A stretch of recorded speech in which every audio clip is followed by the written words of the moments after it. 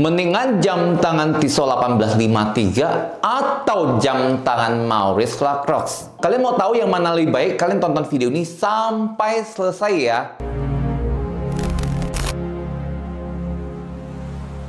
Hai sahabat PKJ Watches, ketemu lagi bersama saya Wijaya. Hari ini saya akan kasih kalian dua jam tangan yang berasal dari negara Swiss. Dan dua jam tangan ini merupakan kategori jam tangan Swiss yang masuk basic luxury. Yang pertama yang akan saya kasih kalian lihat adalah jam tangan Tissot 1853. Dan yang kedua adalah jam tangan dari Swiss juga, namanya Maurice Lacroix. Sebelum saya kasih tahu kalian jam tangan ini secara detail, saya akan kasih tahu ke kalian sedikit sejarahnya kedua jam tangan ini. Tissot sendiri berasal dari negara Swiss dan diproduksi di negara Swiss, dan dia berasal di sebuah kota kecil namanya Lillekel. Nah, Lillekel ini sebuah desa yang memang asal mulanya Tissot berada. Saat ini Lillekel ini sudah menjadi museum ya. Jadi kalau kalian mau datang di kota Lillekel ini sudah tidak ada dan tidak ada memproduksi jam tangan lagi. Saat ini dia sudah dijadikan museum dan ditemukan oleh Charles Felicien. Yang kedua adalah jam tangan Maurice. Ditemukan sejak tahun 1975 oleh Descoven Schultes. Yang pertama saya sudah pegang jam tangan Tissot 1853. Jam tangan ini memiliki diameternya dia 40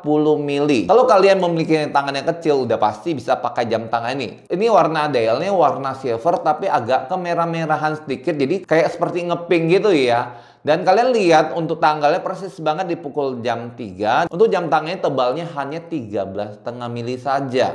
Jadi untuk water resistance-nya sampai 100 meter. Jadi untuk crown-nya sendiri ini model crown-nya yang tinggal ditarik aja, tidak ada ulirnya. Untuk rantai sendiri dia sudah full stainless steel dan ini sudah anti karat. Dan model buckle-nya dia model buckle kupu-kupu, kalian bisa lihat sendiri. Dan untuk backcase-nya dia juga sudah full stainless steel. Movement yang digunakan jam tangan Tissot ini adalah movement dari Tissot sendiri, dan tenaga penggeraknya menggunakan tenaga hasil dari baterai. Nah, ini posisi di tangan saya dengan berat badan 70 kilo. Nah, yang kedua kalian pasti penasaran kan, ini adalah jam tangan sama-samanya basic luxury juga. Dan yang kedua saya juga sudah pegang jam tangan Maurice Lacroix. Ini jam tangannya sama-sama bentuknya hampir sama dengan yang tadi yang saya pegang. Nah, untuk diameternya ini jam tangan memiliki diameternya 40 mili. Jadi kacanya sudah menggunakan kaca safir. Warna dialnya adalah warna hijau gradasi. Dan kalian bisa lihat dia punya bezelnya hampir sama kalau lihat sekilas ya. Tapi ini lebih persis dengan Audemars Piguet ya. Kalau kalian lihat lebih mirip ya. Lebih mirip dibandingkan dengan Tissot. Jam tangan ini juga sama-sama seperti saya bilang tadi, sama-sama dari Swiss juga. Sama-sama kategorinya adalah kategori basic luxury. Untuk tanggal persis banget sama juga di pukul jam 3. Dan untuk water resistance-nya sendiri dia juga sama-sama 100 meter. Yang membedakannya ada di mana? Yang sangat berbeda itu ada di crown-nya. Dan model crown-nya ini ada model crown ulir ya. Tuh. Kalau saya sih lebih suka model crown-nya ulir. Karena kenapa?